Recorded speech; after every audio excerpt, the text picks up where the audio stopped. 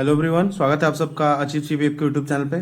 तो आज हम आ चुके हैं अक्टूबर मंथ के जो हमारे लास्ट वीक के करंट अफेयर्स के एनालिसिस है, जो हम द हिंदू के एडिटोरियल्स की डिस्कशन करते हैं। तो उस टॉपिक को लेकर हम अपने यहाँ पे आज आ चुके हैं, जिसको हम डिस्कस करेंगे डिटेल में। जो कुछ हमारे लिए इंपॉर्टेंट टॉपिक्स हैं वीकली, जिन्हें हम रेगुलर बेसिस पे डिस्कस करते हैं हर वीकेंड पे, तो हम उसको आगे डिस्कस करते हैं। So without wasting so much of the time, let's jump on to the topic. तो हमारा सबसे पहला यहाँ पे जो एक आर्टिकल है वो है सस्टेनेबिलिटी साइंस रिलेटेड, जिसके बारे में हम पढ़ेंगे एफएमसीजी। अभी एफएमसीजी क्या, हमें वो चीज़ देखना है। तो एफएमसीजी मेनली होता है फास्ट मूविंग कंज्यूमर गुड्स। ठीक है, फास्ट मूविंग कंज्यूमर गुड्स को हम क्या कहते हैं? एफएमसीजी कहते हैं। ठीक है, अब ये है क्या चीज़? एफएमसीजी।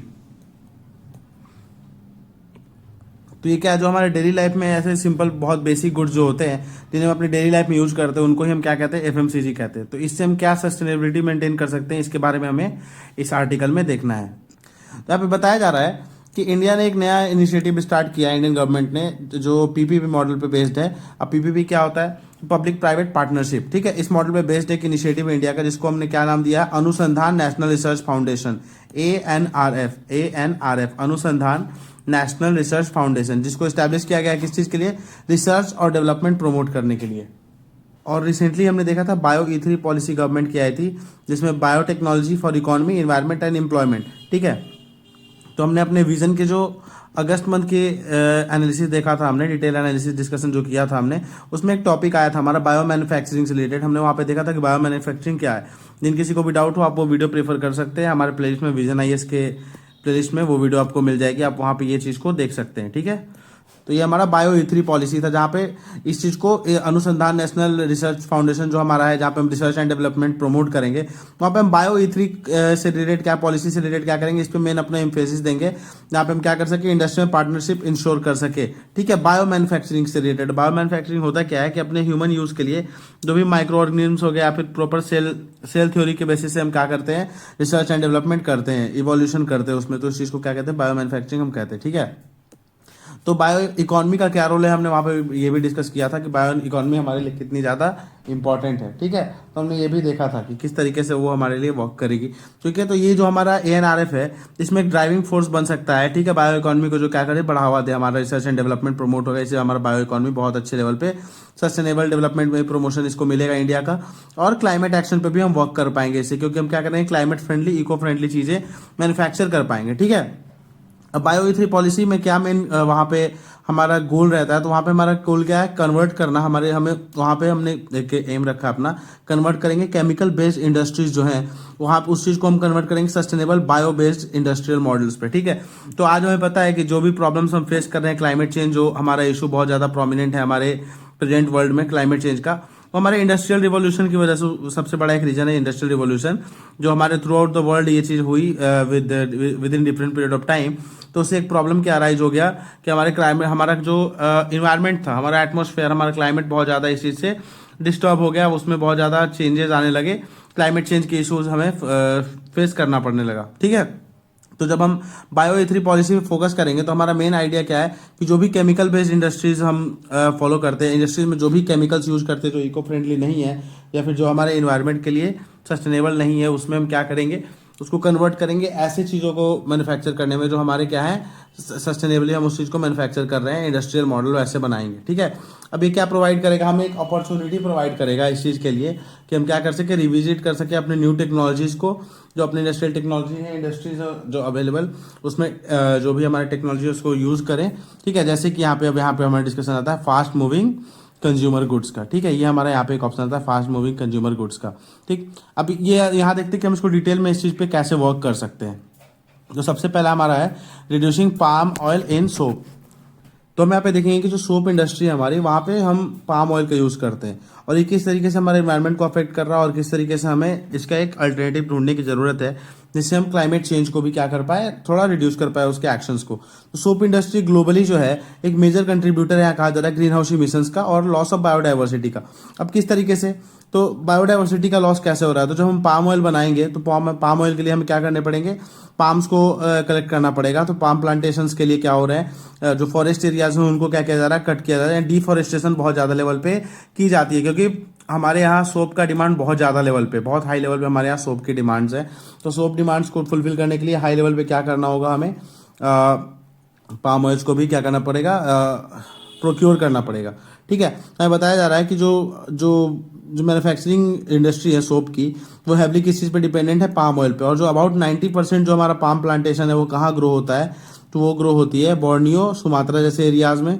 ठीक है, उसके अलावा हमारा ये एरिया कहाँ कहाँ है, मलय पेनिनसुला हमने देख लिया। ये सारे एरियाज में क्या मेनली जो हमारा आइलैंड एरिया है, जो हमारा साउथ ईस्ट एशियन नेशंस का, ठीक है, साउथ ईस्ट एशियन जो नेशंस हैं, ठीक है, साउथ ईस्ट एशियन एरियाज हैं, ठीक है, वहाँ पे क्या जो आइलैंड एरियाज है वहाँ पे इस चीज़ का बहुत ज़्यादा यूज़ किया जाता है या फिर ये ज़्यादा ग्रो किया जाता है। ठीक है, जहाँ पे एक इसका प्रोडक्शन बहुत ज़्यादा लेवल पे होता है। अब इस चीज़ को प्रोड्यूस करने के लिए क्या किया जाता है, जो फॉरेस्ट लैंड है हमारे, उसको रिप्लेस किया जा रहा है किसी से, पाम ऑयल फील्ड से। इससे क्या हो रहा है, हमारा फॉरेस्ट का डिग्रेडेशन हो रहा है, फॉरेस्ट एरिया बहुत ज़्यादा लेवल पे क्या होने लग रहे हैं, रिड्यूस होने लग रहे हैं, जिससे क्या प्रॉब्लम क्रिएट होगी, हमारे इन्वायरमेंट को बहुत ज़्यादा प्रॉब्लम फेस करना पड़ेगा। ठीक है, पाम ऑयल जो है रिलेटिवली हायर यील्ड प्रोवाइड कराते हैं अदर वेजिटेबल्स से, यहाँ कहा जा रहा है, यानी ये इकोनॉमिकली भी बहुत ज़्यादा बेनिफिशियल है, यानी इकोनॉमिक बहुत ज़्यादा है, ये अच्छे हैं, इकोनॉमिक इनका वैल्यू बहुत ज़्यादा फिजिबल है with the perspective of profit making. ठीक है, यानी ये ज़्यादा यील्ड प्रोवाइड कराते हैं, तो जो वहाँ के एरियाज हैं वहाँ पे पाम प्लांटेशन को ज़्यादा बढ़ावा दिया जा रहा है, ज़्यादा प्रमोट किया जा रहा है compare to forestation and all. ये चीज़ हमने देखा। फिर यह बताया जा रहा है कि पाम ऑयल जो है also accounts for about 40% of the global annual demand for vegetable oil. See you can see कि कितना बड़ा ये एक नंबर है, जो कि पाम ऑयल जो है ऑलमोस्ट 40% ग्लोबल एनुअल जो हमारा डिमांड है ऑयल का, वेजिटेबल ऑयल का, उसका 40% कहाँ से फुलफिल हो रहा है, हमारा पाम ऑयल से। So it's a very big number जिसको हम इग्नोर नहीं कर सकते। तो अब ये इतना बड़ा डिमांड फुलफिल कैसे हो रहा है, तो ये चीज़ें जो हमने देखी, पाम ऑयल का किस तरीके से यूज़ किया जा रहा है, किस तरीके से पाम प्रोडक्शन को, पाम ऑयल के प्रोडक्शन को प्रमोट किया जा रहा है। तो यहाँ पे ये सारे इसके ड्रॉबैक्स कुछ हमने देखा यहाँ पे। ठीक है, कि क्या प्रॉब्लम अराइज हो रही है, किस तरीके से क्लाइमेट चेंज में ये कंट्रीब्यूट कर रहा है। ठीक है, फर्दर मूविंग है टू आवर नेक्स्ट पैरा, जहाँ पे बताया जा रहा है कि पाम ऑयल जो है प्राइमरी सोर्स है किस चीज़ का, फैटी एसिड का। ठीक है, फैटी एसिड का मेन सोर्सेज का दो फंक्शन है परफॉर्म करना। ये ज़्यादा डिटेल में आपको पढ़ने की बहुत ज़्यादा जरूरत नहीं है, क्योंकि ये आपका एक हायर साइंस का पार्ट है, जो कि आपको बेसिक आइडिया होना चाहिए कि जो एक सोप बार है उसमें 15 से 20% क्या होता है, लोअर चेन फैटी एसिड्स होते हैं, जो कंट्रीब्यूट करते हैं क्लींजिंग फंक्शन के लिए रिस्पॉन्सिबल होते हैं। ठीक है, तो ये किसका काम है, हमारे सर्फेक्टेंट का और क्लींजिंग काम का किसका पार्ट होता है, लोअर चेन फैटी एसिड है। ठीक है, उसके बाद जो हमारे नेक्स्ट यहाँ पे वर्क करते हैं, most of the longer chain जो फैटी एसिड होते हैं वो क्या करते हैं, सिर्फ स्ट्रक्चर प्रोवाइड कराते हैं सोप को, यानी जो स्मॉलर चेन है, ठीक है, क्लींजिंग का काम उनका होता है। अब फैटी एसिड्स क्या है, ये चीज़ आपको केमिस्ट्री में जो 10th क्लास की केमिस्ट्री आपको वहाँ समझ में आ जाएगा। और जो लॉन्गर चेन्स वाले हैं इनका मेन काम क्या है, स्ट्रक्चर प्रोवाइड कराते हैं।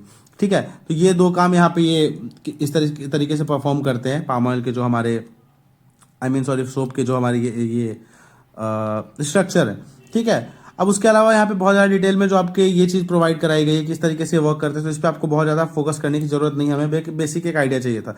ठीक है, तो आप बताया जाए कि जो टोटल हार्ड सोप हमारा प्रोड्यूस होता है, with total amount of hard soap produced, other benefit agents like antimicrobial peptides और other biological active molecules could be added to the soap bar to improve its germ protection. अब यहाँ इस तरीके से हम बायोटेक्नोलॉजी का यूज कर सकते हैं। यहाँ पे क्या कर सकते हैं, अदर जो एंटीमाइक्रोबियल हमारे जो पेप्टाइड्स हैं हम इनको ऐड कर सकते हैं जर्म प्रोटेक्शन को इंप्रूव करने के लिए। ठीक है, ये हमारे लिए अल्टरनेटिव्स है जो क्या कर सकते हैं, स्किन की इम्यूनिटी को भी बूस्ट करेंगे और जर्म प्रोटेक्शन भी प्रोवाइड करेंगे। तो ये चीज़ हमने देखा। अब इसके लिए क्या चाहिए, सबसे बड़ा एक सपोर्ट चाहिए, कहाँ से, अब हम इस चीज़ को प्रमोट किस तरीके से करें, तो हमें गवर्नमेंट का सपोर्ट चाहिए। गवर्नमेंट पॉलिसी फॉर्मुलेशन करेगी तभी जाकर हम इस चीज़ को परफॉर्म कर पाएंगे। एंड सेकेंडली हमें सिविल सोसाइटी का भी हेल्प चाहिए, ताकि ज़्यादा से ज़्यादा लोग तक इस चीज़ की अवेयरनेस पहुँच पाए और सिविल सोसाइटी से इन्वॉल्व हो, ताकि एक इसकी एक्सेसिबिलिटी और अवेयरनेस को भी हम क्या करें, लार्ज लेवल पे इस चीज़ को प्रमोट कर पाए। ठीक है, फर्दर मूविंग है हमारे यहाँ पे है कि the recent PPP model under ANRF linked seamlessly with the Bio-E3 policy could support such partnership through funding and by recognizing the need to reinvent legacy products adding to introducing new ones। ठीक है, यहाँ कहा जा रहा है कि जो PPP model हमने ANRF के अंडर इंट्रोड्यूस किया है, उसके थ्रू हम क्या कर सकते हैं, वहाँ पे हमने Bio-E3 पॉलिसी को जो लिंक किया, Bio-E3 पॉलिसी को आपको एक बार डिटेल में पढ़ लेना चाहिए। तो मैं आपकी कहीं से भी इस चीज़ को पढ़ लो ताकि आपको ये चीज़ समझ में आ जाए कि Bio-E3 पॉलिसी है क्या। तो इसके साथ हमने ANRF को क्या क्या लिंक किया, जो क्या करेगा, सपोर्ट करेगा पार्टनरशिप को। ठीक है, किसके थ्रू, फंडिंग के थ्रू हम इसको सपोर्ट करा पाएंगे और रिकॉग्नाइज करेंगे किस चीज़ को, री इन्वेंट करने के टेक्निक को, जहाँ पे हम कुछ नई चीज़ें री इन्वेंट करेंगे क्लाइमेट फ्रेंडली वहाँ पे, और ओल्ड चीज़ों को भी, यानी ओल्ड चीज़ों की लेगेसी मेंटेन करते हुए हम न्यू चीज़ों को क्या करेंगे, न्यू थिंग्स को इंट्रोड्यूस करेंगे, ताकि वो हमारे क्लाइमेट डिग्रेडेशन को बढ़ावा ना दे। ठीक है, अब यहाँ लोकली ग्रोन पाम ऑयल हमारे इंडिया में क्या कंडीशन इसके बारे में बताएगा। तो हम देख सकते हैं कि यहाँ पे आप एक बेसिक चीज़ देख सकते हैं किस तरीके से यूज हो रहा है। तो हमने देखा था कि एवरीडे यूज प्रोडक्ट्स में सोप में यूज़ करते हैं, ठीक है, पाम ऑयल का हम, ठीक है। तो जो हमें डोमेस्टिकली और इंटरनेशनली हमें सस्टेनेबल पाम ऑयल प्रोडक्शंस पे, प्लांटेशंस पे फोकस करना चाहिए। उसके साथ साथ गवर्नमेंट ऑफ इंडिया ने क्या किया है, कुछ एक इनिशिएटिव्स लॉन्च किए, जो हमारा national mission on edible oils oil palm in August 2021, ठीक है। यहाँ पे हमने नेशनल मिशन भी एक लॉन्च किया है पाम ऑयल के प्रोडक्शन को लेकर, ठीक है, जिसका एम क्या है, ऑल पाम ऑयल के प्रोडक्शन को इंक्रीज करना ऑलमोस्ट 10 लाख एरिया हेक्टेयर पे, ठीक है। तो एक बड़ा प्लान है जहाँ पे हम क्या करेंगे, क्रूड पाम ऑयल का प्रोडक्शन इंक्रीज करेंगे 11.5 लाख टन के अराउंड, ठीक है, ऑलमोस्ट 11.20 लाख के अराउंड हम क्या करेंगे, पाम ऑयल का प्रोडक्शन हमें इंक्रीज करने का टारगेट लिया है national mission on edible oils and oil palm के ऊपर, ठीक है। अब हमें नोट करने की जरूरत है कि यहाँ पे सबसे इंपॉर्टेंट क्या है कि plantations not only adhere to the policy of no deforestation, no peat, but that they are also carefully selected so that they don't disturb the surrounding. यहाँ पे बताया जा रहा है कि हमें प्लांटेशन प्रमोट करने की तो जरूरत है, हमें इसके प्रोडक्शन को भी बढ़ाने की जरूरत है, पर हमें इस चीज़ का ध्यान रखना होगा कि हम सराउंडिंग, उस एरिया का जो सराउंडिंग है उसको हम क्या ना कर सके, डिसरप्ट तो नहीं कर रहे हैं, हम वहाँ पे प्रॉपर वे में फंक्शनिंग कर तो रहे हैं, यानी हम इको फ्रेंडली वे में अपने क्रॉप्स को, प्लांटेशंस को, अपने नीड्स को क्या कर रहे हैं, केटर कर रहे हैं, फुलफिल कर रहे हैं, ठीक है। अब इसके लिए क्या करना पड़ेगा, हमें एक प्रॉपर कॉम्प्रिहेंसिव रिसर्च इस्टेब्लिश करना पड़ेगा, रिसर्च प्रोग्राम जहाँ पे हम लॉन्ग टर्म इम्पैक्ट उसके समझ पाए मोनोकल्चर्स के, इंडिया के कंटेक्स्ट में, इंडिया के बायोडाइवर्सिटी के कंटेक्स्ट में, ताकि हम क्या कर सके, एग्रीकल्चरल प्रैक्टिसेस को रीजनरेट कर सके और स्मॉल होल्डर्स जो है फार्मर्स, उनके साथ हम क्या कर सके, कोलैबोरेट कर सके, ताकि ज़्यादा से ज़्यादा लोग तक हम इस चीज़ को प्रमोट कर सके, ठीक है। अब इससे क्या होगा, इस मूव के थ्रू हम क्या कर पाएंगे, पाम ऑयल का जो यूज़ है सोप्स में उसको रिड्यूस कर पाएंगे थ्रू रेगुलेटरी सपोर्ट, ठीक है। गवर्नमेंट के सपोर्ट के थ्रू जो सारी चीज़ें हमने पढ़ी, किस तरीके से हम लोकली ग्रोन पाम ऑयल को और भी ज़्यादा अच्छे लेवल पे ग्रो कर सकते हैं without hampering and interfering in the climate change processes, ठीक है। उसके बाद करेंट टॉयलेट सोप्स जो है decided based on fatty materials present in soap, ठीक है। बताया जा रहा है कि किस तरीके से current soap material, toilet soap जो बनाए जाते हैं, वहाँ पे हम फैटी मटेरियल्स के बेसिस पे उसकी क्वालिटी को डिसाइड करते हैं। इन सब चीज़ों में हमें चेंज लाने की ज़रूरत है। मैंडेटरी क्या है, प्रोडक्ट्स को लेवल करना कि वो सस्टेनेबिलिटी स्केल पे कितना सस्टेनेबल हैं, कितने ज़्यादा स्टैंड करते हैं, उनके प्रोक्योरमेंट प्रोडक्शन प्रैक्टिसेस में क्या क्या प्रोसेसेस इन्वॉल्व हैं, और किस तरीके से हम इस चीज़ में हेल्प कर सकते हैं कंज्यूमर्स को उनके डिसीजन बनाने के लिए, ताकि वो जब किसी चीज़ को डिसाइड करे, किसी प्रोडक्ट को चूज करे, तो उसके बारे में उनके पास प्रॉपर इन्फॉर्मेशन अवेलेबल हो through process of making, to reaching out to the market and reaching out to their home. यहाँ बताया जाए कि इन सारी चीज़ों का हमें ध्यान रखना पड़ेगा। यहाँ पे बस हमने पाम ऑयल का एग्जाम्पल लिया, but we need to focus on all the other ways and all the other products that are hampering the environment. Further कहा जा रहा है कि the ANRF and bio E3 policy are right ways of moving towards a bio based economy, ठीक है। ये जो हमारा हमने ये बायो E3 पॉलिसी इंट्रोड्यूस किया है, ठीक है, ANRF और हमारा बायो E3 पॉलिसी, ये एक बहुत अच्छा इनिशिएटिव है जिसके थ्रू हम क्या कर सकते हैं, अपने जो हमारा बायो बेस्ड इकॉनमी है, बायो मैन्युफैक्चरिंग बेस्ड इकॉनमी है, बायो इकॉनमी जो है, उसको हम क्या कर सके, उसके तरफ मूव कर सके और इको फ्रेंडली एक इन्वायरमेंट इस्टेब्लिश कर सके through proper strong partnership between academia and industry, यानी गवर्नमेंट, एडमिनिस्ट्रेशन और इंडस्ट्रीज के बीच में एक प्रॉपर पार्टिसिपेशन, कोऑपरेशन इस्टेब्लिश करके हम अपने इकॉनमी को बायो इकॉनमी बना सकते हैं, यानी क्लाइमेट फिजिबल, ठीक है, बायो इकॉनमी जो क्लाइमेटिकली फिजिबल हो, क्लाइमेट के अकॉर्डिंगली वर्क करे, इस तरीके से हम इस चीज़ को प्रमोट कर सकते हैं। तो ये था हमारा आर्टिकल जहाँ पे हमने FMCGs के बारे में पढ़ा कि FMCG क्या है, फास्ट मूविंग कंज्यूमर गुड्स। अभी होते क्या है, ये चीज़ हमने देख लिया कि जो हमारे डेली लाइफ में बहुत ज़्यादा बेसिक थिंग्स है उसको हम FMCGs कहते हैं। किस तरीके से हम सस्टेनेबिलिटी इंश्योर कर सकते हैं with the help of science, जहाँ पे हमने अनुसंधान नेशनल रिसर्च फाउंडेशन के बारे में जाना, बायो E3 पॉलिसी के बारे में जाना, and most important palm oil के यूज़ को जाना, किस तरीके से हम उसको शॉप में यूज़ करते हैं, ठीक है। And further what else we can do to ensure the production of the palm oil without hampering the environmental concerns, ठीक है। इसी के साथ आपका ये आर्टिकल यहाँ पे खत्म होता है। हमारा जो नेक्स्ट टॉपिक है यहाँ पे वो डिस्कस करता है under representation of women in judiciary, ठीक है। वुमेन का अंडर रिप्रेजेंटेशन जो जुडिशियरी में रहा, हम इस आर्टिकल में देखेंगे कैसे लोअर कोर्ट्स में एक मार्जिनल रिप्रेजेंटेशन तो है वुमेन को, but when we move towards higher courts it reduces drastically. किस तरीके से हायर कोर्ट्स में वुमेन का रिप्रेजेंटेशन बहुत ज़्यादा लेस है, और उसके साथ साथ क्या क्या ऑब्स्टेकल्स हैं, ठीक है, ऑब्स्टेकल्स क्या क्या है, क्या क्या चैलेंजेस है इसके सामने, जिसकी वजह से वुमेन का रिप्रेजेंटेशन हायर कोर्ट्स में बहुत ज़्यादा क्या रहा है, लेस रहा है, और क्या क्या प्रॉब्लम्स हैं जिसको हमें डील करना चाहिए वुमेन के पार्टिसिपेशन को इंश्योर करने के लिए, इसके क्या क्या कॉन्सिक्वेंसेज है, ठीक है। क्या बताया जा रहा है कि जुडिशियल सिस्टम जो है वहाँ पे वुमेन का जो एब्सेंस है यहाँ पे सीधा ही राइटर ने क्या कहा, एब्सेंस से डिनोट किया इस चीज़ को, कि जो राइटर कहना चाह रहे हैं कि वुमेन का एब्सेंस जो है बहुत टाइम से इस चीज़ों को डिस्कस किया जा रहा है। ठीक है, इंट्री लेवल पे भी हम क्या मेजर्स ले सकते हैं, इसके बारे में भी हमने बहुत ज़्यादा बार डिस्कशन किया है। ठीक है, किस तरीके से लॉयर्स और जजेस जो है, विमेन लॉयर्स और जजेस को प्रोफेशन में हम ज़्यादा और भी ज़्यादा इंक्लूड करें, इस पर ध्यान दिया गया। While such entry level measures are necessary, या कहा जा रहा है कि एंट्री लेवल मेजर्स तो लेना जरूरी ही है। It is crucial to recognize that this is insufficient to ensure the continued support and encouragement and retention of women in judiciary. यहाँ कहा जा रहा है कि सिर्फ इंट्री लेवल थिंग्स से ही क्या नहीं कर सकते, हम इस प्रॉब्लम को रिजॉल्व नहीं कर सकते। सिर्फ इंट्री लेवल जो हमारे एग्जाम्स होते हैं या फिर अदर प्रोसेसेस है जिसके थ्रू लॉयर्स एंड जजेस को रिक्रूट किया जाता है, तो वहाँ पे इंट्री लेवल पे ही हम क्या अमेंडमेंट्स लाकर, चेंजेस लाकर, रिफॉर्म्स लाकर इस सिचुएशन को पूरी तरीके से हम क्या नहीं कर सकते, ऑब्लिटरेट नहीं कर सकते, फिनिश या फिर फिक्स नहीं कर सकते। हमें और भी स्टेप्स लेने की जरूरत है। यहाँ पे एक डेटा आ रहा है हमारा कि the supreme court of India, supreme court of India का एक रिपोर्ट है जिसको हम स्टेट ऑफ जुडिशरी रिपोर्ट कहते हैं 2023 का, वो बताता है कि 36.3% of women in the district judiciary which is heartening. ठीक है, यहाँ पे उसके अकॉर्डिंग पता चला है कि जो हमारा डिस्ट्रिक्ट जुडिशरी है वहाँ पे 36.3% वुमेन रिक्रूटेड है। ठीक है, जो कि अच्छी बात है। ठीक है, कि 100% में से 100 जजेस है तो वहाँ पे 36 क्या है, विमेन है। इससे पता चलता है कि हाँ, विमेन का पार्टिसिपेशन एक मार्जिनल लेवल पे क्या हो रहा है, इंक्रीज हो रहा है।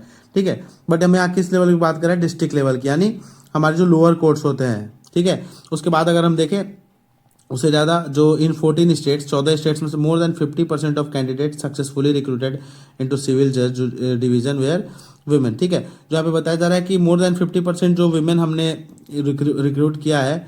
ठीक है, स्टेट 14 लगभग 14 स्टेट्स में से, उसमें से 50% क्या है, वुमेन है। तो ये भी एक अच्छी बात है कि हाँ भाई, लोअर कोर्ट्स पे, इंटरमीडिएट लेवल पे क्या हो रहा है, वुमेन का पार्टिसिपेशन ड्रास्टिकली क्या हो रहा है, इंक्रीज हो रहा है जुडिशियल लेवल पे, बी इट लॉयर्स और जजेस।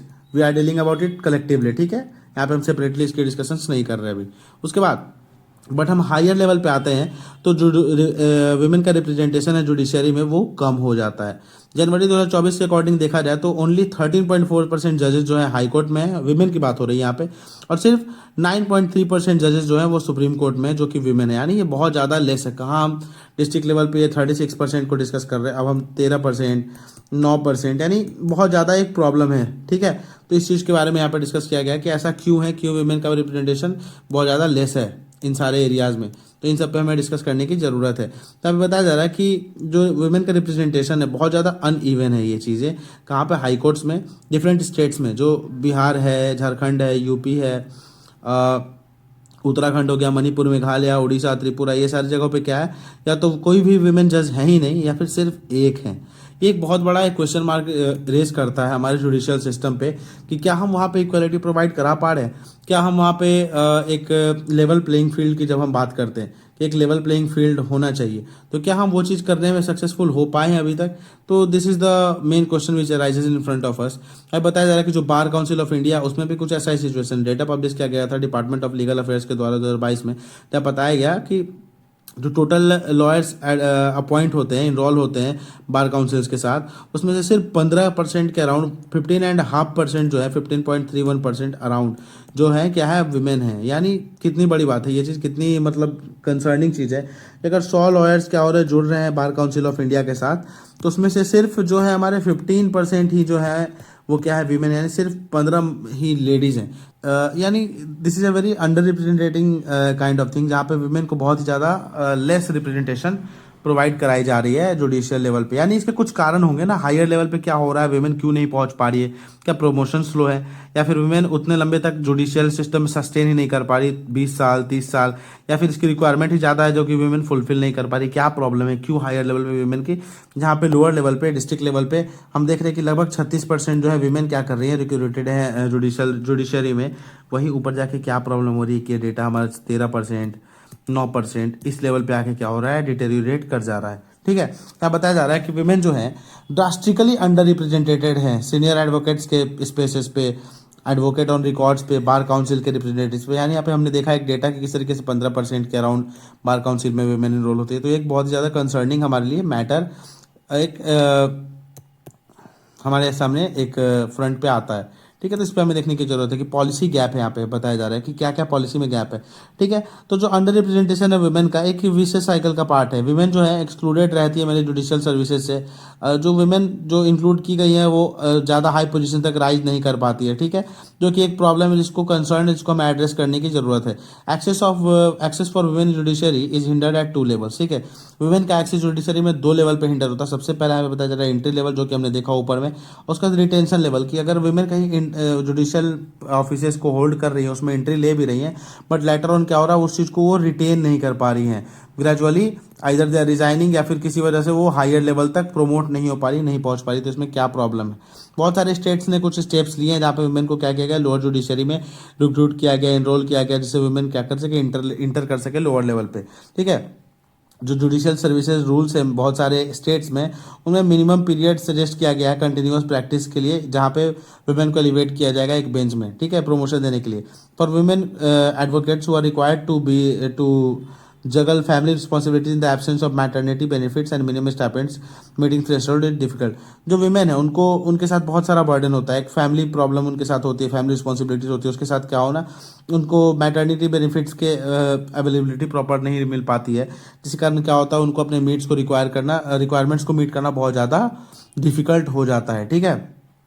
ये चीज़ हमने देखा जब वुमेन को मैनेज करना पड़ता है घर और बाहर के जो अपने उनके पर्सनल और प्रोफेशनल लाइफ के बीच में एक प्रॉपर मार्जिनल डिफरेंस क्रिएट करके रखना पड़ता है। That becomes a major problem for womens in their life. ठीक है।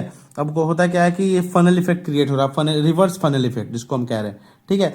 किसकी वजह से क्रिएट हो रहा है? ट्रांसफर पॉलिसीज की वजह से। जो क्या हो रहा है, बहुत ज़्यादा हार्श है या फिर डिमांडिंग। अब वुमेन अपने फैमिली को छोड़कर दूर जा नहीं सकती ट्रांसफर की वजह से। ठीक है। जिसकी वजह से उन्हें लेटर ऑन क्या होना करना पड़ता है, अपने जो भी जॉब जुडिशियल लेवल पे वो होल्ड कर रहे ऑफिस, उसको छोड़ना पड़ता है, रिजाइन करना पड़ता है, क्योंकि they can not sustain for longer period away from home, क्योंकि उनकी फैमिली रिस्पॉन्सिबिलिटीज भी हैं। If they are newly married women they need to take care of their child, their family, तो उनके साथ बहुत ज़्यादा रिस्पॉन्सिबिलिटी एसोसिएटेड है। हमें पता है कि हमारा जो कंट्री है पैट्रियार्कल सोसाइटी रहा है और ये चेंज होने में वी आर टेकिंग टाइम। ठीक है। तो इस चीज़ों से डील करना हमारे लिए एक बहुत बड़ा चैलेंज क्रिएट कर देता है। ठीक है। जहाँ पे बहुत कम रूम लीव होता है नेगोशिएशंस के लिए या फिर वुमेन के कंटिन्यूड रिस्पॉन्सिबिलिटी के अगेंस्ट जो उनके प्रोफेशनल लाइफ है उसमें एक बैलेंस मेंटेन करने के लिए। तो एक रिवर्स फनल इफेक्ट है। तो फनल होता कैसा हमारा, तो एक सपोज मैं एक रफ स्केच बना देता हूँ, तो इसको क्या कहते हैं हम, फनल। तो ये नॉर्मल फनल है, बट ये रिवर्स फनल ऐसा हो जाएगा। ठीक है। यानी लोअर लेवल पे तो अच्छी रिप्रेजेंटेशन है, ठीक ठाक रिप्रेजेंटेशन है, but gradually as we move up it gets tapered from the top, यानी बहुत ज़्यादा नैरो हो रहा है। यानी यहाँ पे विमेन का रिप्रेजेंटेशन, यहाँ पे विमेन का प्रेजेंस क्या हो रहा है, बहुत ज़्यादा लेवल पे रिड्यूस होता जा रहा है। तो ये एक प्रॉब्लम एसोसिएटेड है। ठीक है। उसके अलावा बेसिक इंफ्रास्ट्रक्चर नहीं अवेलेबल है वुमेन के लिए। नियरली 100 डिस्ट्रिक्ट्स हैं जहाँ पे वीमेन के लिए एक प्रॉपर डेडिकेटेड बाथरूम नहीं है। तो ये एक प्रॉब्लम की चीज़ है। जो मल्टीपल कोर्ट्स है, इवन प्रोमिनेंट हाई कोर्ट्स है जहाँ पे एडिक्वेट वॉशरूम की फैसिलिटी अवेलेबल नहीं है वुमेन जज के लिए, जो कि उनके लिए बहुत ज़्यादा चैलेंजिंग हो जाता है वर्क प्लेस पे लंबे टाइम तक सस्टेन करना। या फिर वहाँ पे वुमेन प्रॉपर स्टाफ्स नहीं अवेलेबल है जिनके साथ वो इंटरेक्ट कर पाए, सेफ फील कर पाए। लेटर ऑन लॉयर्स जो है उनके साथ नहीं है, लिटिगेंट्स नहीं है, यानी ऐसे बहुत सारे प्रॉब्लम्स है। सैनिटरी फैसिलिटीज़ उनके पास अवेलेबल नहीं है, हाइजीनिक वेस्ट डिस्पोजल सिस्टम नहीं है। ठीक है। उसके बाद फैमिलियल रिस्पॉन्सिबिलिटीज उनके साथ है, जो कि एक सोशल रियलिटी है, इसको हम नहीं चेंज कर सकते अपने सोसाइटी में। एक हार्श ट्रूथ है ये कि वुमेन को एक फैमिली रिस्पॉन्सिबिलिटीज हैंडल करनी पड़ती है एट दिस टाइम। ठीक है। Exceptions are always there, but we are talking about the collective society. ठीक है। तो अगर हम मेजोरिटी के बारे में देखें तो these are the situations that women have to face every now and then. ठीक है। तो ये चीज़ें हैं, ये सारी चीज़ें क्या कर रही है, हिंडर कर रही है वुमेन के पार्टिसिपेशन को। ठीक है। ये चीज़ हमने देख लिया। उसके बाद कोर्ट्स को क्या करना चाहिए यहाँ पे, तो उनको फैमिली फ्रेंडली अमेनिटीज़ प्रोवाइड कराना चाहिए, जिस जहाँ पे हम फीडिंग रूम्स प्रोवाइड करा सके या फिर क्रेच फैसिलिटीज। अब न्यूली कोई मदर है तो उनको क्या करने की ज़रूरत है, उनको अपने चाइल्ड के टेक केयर की ज़रूरत है, चाइल्ड को ब्रेस्ट फीडिंग की जरूरत पड़ती है।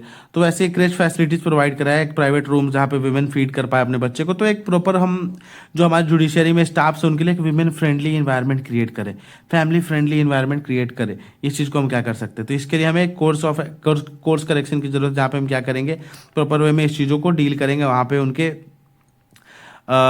प्रॉब्लम्स को हम ध्यान देंगे। तो हमें एक्नोलेज करने की जरूरत है किस चीज़ को, कि ज़्यादा से ज़्यादा वुमेन क्या करें, इंटर कर सके जुडिशरी में। इससे क्या होगा कि जो मेल डोमिनेंट इंस्टीट्यूशन है, बहुत टाइम से जुडिशियल जो सेक्टर है हमारा मेल डोमिनेंट इंस्टीट्यूशन रहा है, जहाँ पे वुमेन का रिप्रेजेंटेशन बहुत ज़्यादा लेवल पे लेस रहा है। तो इससे हम क्या कर पाएंगे कि जब वुमेन का इंट्रोडक्शन होगा तो यहाँ पे हम क्या कर पाएंगे, एक फीमेल पर्सपेक्टिव हमें मिलेगा और वुमेन का रिप्रेजेंटेशन भी बढ़ेगा, जहाँ पे हम इक्वालिटी प्रमोट कर पाएंगे, which is the goal of our constitution, which is the goal of our democracy, which is the goal of our country. ठीक है, अब यहाँ पे हमें क्या करना पड़ेगा, इसको इम्प्लीमेंट करना पड़ेगा, यानी बहुत ज़्यादा बहुत हाई लेवल फीमेल को रिक्रूट करना पड़ेगा, वुमेन को रिक्रूट करना पड़ेगा। अब इसको रिक्रूट करने के लिए हमें फीमेल फ्रेंडली इन्वायरमेंट क्रिएट करना पड़ेगा।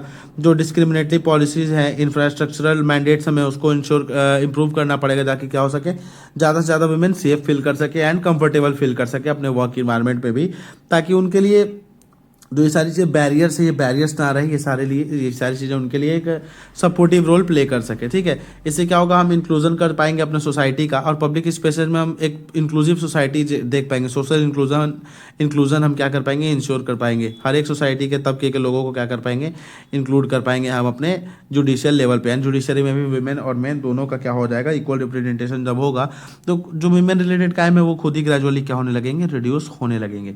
तो हमें वुमेन के नीड को प्रायोरिटाइज करने की जरूरत है, जिसमें हम क्या कर सके, ग्रेटर पार्टिसिपेशन इंश्योर कर सकते हैं वुमेन का। किसके थ्रू, कि वुमेन सेंट्रिक पर्सपेक्टिव हमें लाने की जरूरत है। वुमेन सेंट्रिक प्रोग्राम्स जो है उसे हमें फॉर्मुलेट करने की जरूरत है। जो भी चीज़ें हिंडर कर रही हैं फ्यूचर करियर ग्रोथ में या प्रोग्रेस में वुमेन की, उन चीज़ों को एड्रेस करने की जरूरत है। यहाँ बताया जा रहा है कि former judge Justice Hema Kohli, one of the few women judges in Supreme Court, recently noted that the unconscious gender bias in courts, which results in women judges being sidelined in administrative duties. See, यहाँ पे एक experience जज हैं जो जिनका नाम है justice हिमा कोहली, जो फॉर्मर जज रह चुकी है। उनका एक स्टेटमेंट है कि जो सुप्रीम कोर्ट है उसमें जो हमारा जुडिशरी है उसमें एक विमेन जेंडर बायस है कि एक पर्टिकुलर जेंडर को प्रमोट करना और एक स्पेसिफिक जेंडर को क्या करना, डिमोट करना, वो अनकॉन्शियसली हमारे सोसाइटी में इंट्रिकेटली क्या एम्बेडेड है, जिसके कारण क्या होता है, विमेन जजेस को साइडलाइन कर दिया जाता है एडमिनिस्ट्रेटिव ड्यूटीज से, यानी उनको एक less level playing field provide हो रही है, यानी एक लेवल प्लेइंग फील्ड उनको प्रोवाइड नहीं हो रही है। ठीक है, none of the high court building committees aside from Delhi, Allahabad and Himachal Pradesh currently has even a single जज वुमेन जज एज अ मेंबर। ठीक है, जो हाई कोर्ट बिल्डिंग कमिटीज़ हैं apart from Delhi, Allahabad and Himachal Pradesh, इनके अलावा और कोई भी स्टेट्स के हाई कोर्ट नहीं है जहाँ पे इस कमिटीज़ में जो है एक सिंगल वुमेन भी हो। सी ये कितनी ज़्यादा अलार्मिंग या फिर प्रोफाउंड वरी की, कंसर्न की एक चीज़ है। ठीक है, जिस पर हमें ध्यान देने की जरूरत है, जिससे हम क्या कर सकते हैं, वुमेन के पार्टिसिपेशन को इंक्रीज कर सकते हैं जुडिशरी में। तो हमें क्या करना पड़ेगा, इंफ्रास्ट्रक्चर को क्या करना पड़ेगा, वुमेन सेंट्रिक करना पड़ेगा, जिसके थ्रू हम क्या कर सकते हैं, एक प्रॉपर उनके लिए hygiene facilities, sanitation facilities, toilet facilities, creche facilities, इन सारी चीज़ों को क्या करें, इंट्रोड्यूस करें, जिससे वुमेन के लिए एक फैमिली फ्रेंडली इन्वायरमेंट हम क्रिएट कर सके। ये चीज़ों पर फोकस करने की हमें ज़रूरत है, क्योंकि इन the absence of representation in high court registries and जो भी अदर जो एसोसिएटेड या फिर एडजेसेंट इंस्टीट्यूशंस हैं जुडिशरी के, तो वहाँ पे भी अगर वुमेन का रिप्रेजेंटेशन कम रहेगा तो हमें वुमेन की पर्सपेक्टिव्स नहीं मिल पाएंगे, और जब वुमेन की पर्सपेक्टिव नहीं मिलेगी हमें, तो हम सोसाइटी में ग्रोथ नहीं कर पाएंगे, प्रमोशन नहीं कर पाएंगे वुमेन का, जिससे हम इक्वालिटी नहीं इंश्योर कर पाएंगे बोथ जेंडर्स की। ठीक है, तो ये सारे इशूज़ को हमें एड्रेस करने की ज़रूरत है, जो कि एक बहुत ज़्यादा लेवल पर हमारे लिए अलार्मिंग सिचुएशंस क्रिएट करती है। ठीक है, तो इसी के साथ ये टॉपिक भी हमारा खत्म होता है, जहाँ पे आपको कुछ डेटा भी मिल गया कि किस तरीके से सुप्रीम कोर्ट, हाई कोर्ट या फिर डिस्ट्रिक्ट कोर्ट्स में वुमेन का रिप्रेजेंटेशन रहा है, और किस तरीके से हमें इस चीज़ को इम्प्रूव करने की ज़रूरत है, क्या क्या चैलेंजेस हैं उनके लाइफ में, जिसकी वजह से हायर लेवल पे क्यों वुमेन नहीं एसोसिएटेड है जुडिशियल सर्विसेज में, एंड अपार्ट फ्रॉम दैट उसको किस तरीके से हमें डील करना है, ओवरकम करना है, इन सभी चीज़ों पे हमने देखा। तो इसी के साथ ये टॉपिक भी हमारा यहाँ पर आर्टिकल खत्म होता है। सो हमारा जो नेक्स्ट आर्टिकल है यहाँ पर वो डिस्कस करता है इकोनॉमिक डिवाइड के बारे में। जो इकोनॉमिक डिवाइड है हमारे कंट्री में, उसके बारे में हम डिस्कस करेंगे, कौन से स्टेट्स कितने लेवल पे उनका पर कैपिटा इनकम जो अपना किस तरीके से इंक्रीज हो रहा है उस स्टेट में, या फिर किसी स्टेट का क्या कंट्रीब्यूशन है अपने कंट्री के जीडीपी के डेवलपमेंट में।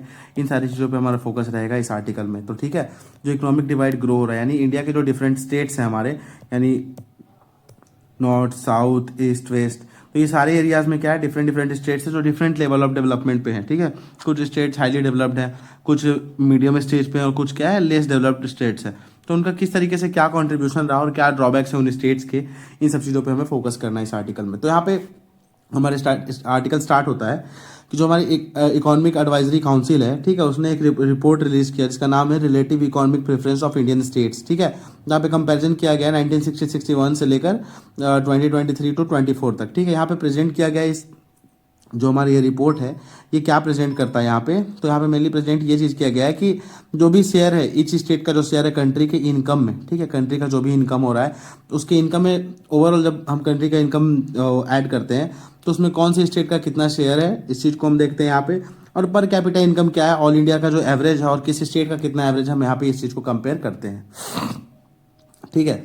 तो इस डेटा का इंपॉर्टेंट, इस डेटा से हमें क्या पता चलता है कि कौन सा स्टेट किस लेवल पे कंट्री के इकोनॉमिक डेवलपमेंट में इन्वॉल्व है, ठीक है। उससे हमें उस स्टेट की इंपॉर्टेंस पता चलती है इकोनॉमिक लेवल पे, और वहाँ के स्टेट के लोगों का किस लेवल पे वेलफेयर हो रहा है, किस तरीके से वहाँ के लोगों का डेवलपमेंट हो रहा है, उनके रियल लाइफ में, उनके एवरीडे लाइफ में किस तरीके से वैल्यू ऐड हो रही हैं, या फिर क्या उनके लाइफ में जो रेगुलर डेवलपमेंट है in comparison to other states, हम इन चीज़ों पे यहाँ पे फोकस करते हैं, ठीक है।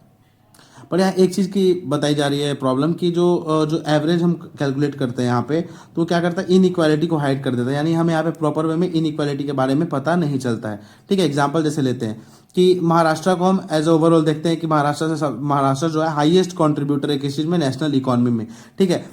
ऑब्वियस बात है, हम महाराष्ट्र को इकोनॉमिक कैपिटल ऑफ इंडिया भी कहते हैं, ठीक है। महाराष्ट्र को हम इकोनॉमिक कैपिटल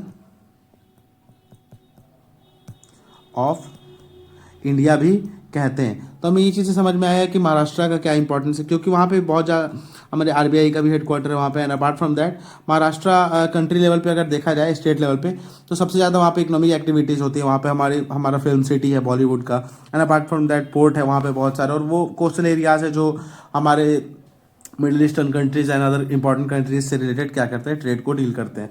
तो इस वजह से क्या है, जो महाराष्ट्र है सबसे हाईएस्ट कंट्रीब्यूटर है हमारे नेशनल इकोनॉमी में, जिसका per capita income national average से 150% ज़्यादा, यानी पर कैपिटा इनकम जो है 150% ज़्यादा है, ठीक है। टोटल हमारे कंट्री का जो अपने नेशनल इनकम का एवरेज है उससे 150% ज़्यादा, यानी इट मैटर्स, एक बहुत बड़ा नंबर है हमारा यहाँ पे, ठीक है।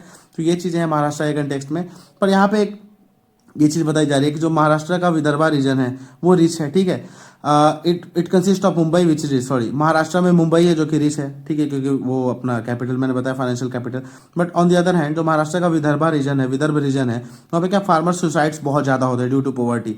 यानी आप देख रहे हैं, आप अगर यहाँ पे एक चीज़ देखोगे तो किस तरीके से हम यहाँ देख रहे हैं कि नेशनल इनकम में किस तरीके से महाराष्ट्र का हाईएस्ट कॉन्ट्रीब्यूशन है, बट वहीं पे मुंबई की तरफ से कॉन्ट्रीब्यूशन तो ज़्यादा है, पर on the other hand Maharashtra का सेकंड जो सिटी है, डिस्ट्रिक्ट जो भी कह सकते हैं, वहाँ पे फार्मर सुसाइड हो रहे क्योंकि वहाँ पे पॉवर्टी, यानी महाराष्ट्र ओवरऑल यूनिफॉर्मली क्या है, रिच नहीं है, ठीक है। उसके बाद महाराष्ट्र लार्जेस्ट अमाउंट कंट्रीब्यूट करता है डायरेक्ट टैक्स में, यानी महाराष्ट्र में हमें ही पता है कि मुंबई में क्या है, बहुत सारे जो अपने सेलिब्रिटी लोग होते हैं वो लोग रहते हैं, तो ऑब्वियस चीज़ है कि वहाँ से क्या क्या चीज़ें होनी ऑब्वियस बात है, क्योंकि वहाँ से लोग टैक्स पे ज़्यादा करें क्योंकि दे आर मच रिच, ठीक है। तो ये चीज़ हमने देखा कि इस चीज़ में, बट सिटी का वहाँ का सिटी का जो म्यूनिसपैलिटी है बीएमसी, वो अपने कंट्री का रिसेंट म्यूनिसिपल कॉर्पोरेशन है, ठीक है। ये चीज़ हमने देख लिया, ठीक है। और उसके अदर हैंड पे एक और चीज़ यहाँ पे बताई जा रही है कि वहाँ पे सबसे ज़्यादा स्लम्स है जहाँ पे अनसिविलाइज्ड लिविंग कंडीशंस है। दुनिया का सबसे बड़ा स्लम कहाँ है, धारावी, वो कहाँ है, मुंबई में। तो जैसा कि हमने देखा कि सबसे पहला यहाँ कंपैरिजन देख रहे हैं कि जब हम एवरेज निकालते हैं तो इनइक्वालिटी वहाँ पे हाइड हो जाती है। हम ओवरऑल स्टेट के बारे में तो देख रहे हैं कि वो हाईएस्ट कंट्रीब्यूटर है, पर ऑन द अदर हैंड हम उसके शॉर्टफॉल्स को नहीं देख पा रहे हैं कि किस तरीके से वो स्टेट, सेम स्टेट में ही जहाँ पे जो सबसे ज़्यादा रीच है वहीं पे उसी स्टेट के अंदर क्या है, फार्मर सुसाइड बहुत ज़्यादा होते हैं कंट्री में, और वहीं पे जिसमें सबसे ज़्यादा लोग, जिस स्टेट के सबसे ज़्यादा लोग क्या करते हैं, डायरेक्ट टैक्सेस पे करते हैं, वहीं पे दुनिया का सबसे बड़ा स्लम है। यानी हम यहाँ पे ओवरऑल एवरेज देख रहे हैं, जो एक चीज़ों को तो हम गौर करते हैं, but on the other hand दूसरी चीज़ें यहाँ पे इग्नोर्ड रह जाती हैं। उसके साथ ही अगर हम देखें तो रीजनल डिफरेंसेस के बारे में हम देखते हैं यहाँ पे कि रीजनल डिफरेंसेस क्या क्या अराइज होते हैं। यहाँ पे हमें ये चीज़ ध्यान देने की जरूरत है, ठीक है, कि किस स्टेट में क्या डिफरेंस है, कौन सा स्टेट किस तरीके से डेवलप हो रहा है, और कौन सा ऐसा स्टेट है या रीजन है जो लेस डेवलप्ड है। तो यहाँ बताया जा रहा है कि कंसिस्टेंट बेटर परफॉर्मेंस कौन से रीजन के स्टेट्स कर रहे हैं, southern states and western states. तो हमें ये चीज़ पहले से पता होती है कि साउथ इंडिया जो है हमारे कंट्री का जो साउदर्न पार्ट है वो मेजरली डेवलप्ड है कंपेयर टू नॉर्थ इंडिया, ठीक है। तो ये चीज़ हम बहुत अच्छे से जानते हैं, ठीक। और उसका ईस्टर्न स्टेट्स जो है मेनली हमारे अपने नॉर्थ ईस्ट ईस्टर्न स्टेट्स में पता है कि वहाँ का टेरेन कितना रफ है, वहाँ पे लाइफ कितनी टफ है। इन चीज़ों की वजह से वहाँ पे क्या डेवलपमेंट थोड़ा स्लो है compare to western states and अपना साउदर्न स्टेट्स, ये देख लिया हमने। और नॉर्दर्न स्टेट्स के बारे में भी देखें तो वहाँ पे भी वो लोग पुअरली परफॉर्म कर, जो यूपी बिहार वाला हमारा बेल्ट है, यूपी बिहार झारखंड उड़ीसा छत्तीसगढ़ एमपी, ये सारे रीजन जो हैं वो भी क्या है, लेस डेवलप्ड हैं। और जम्मू कश्मीर वाला रीजन, ये सारी जगह जो हिली एरियाज है, उत्तराखंड हिमाचल प्रदेश, ये सारी जगह क्या है, लेस डेवलप्ड है compare to southern states and western states, क्योंकि वहाँ पर टेरेन बहुत टफ है, लाइफ भी बहुत ज़्यादा थोड़ा वहाँ पे टफ है, तो इस वजह से कुछ प्रॉब्लम्स क्रिएट हो जाती हैं।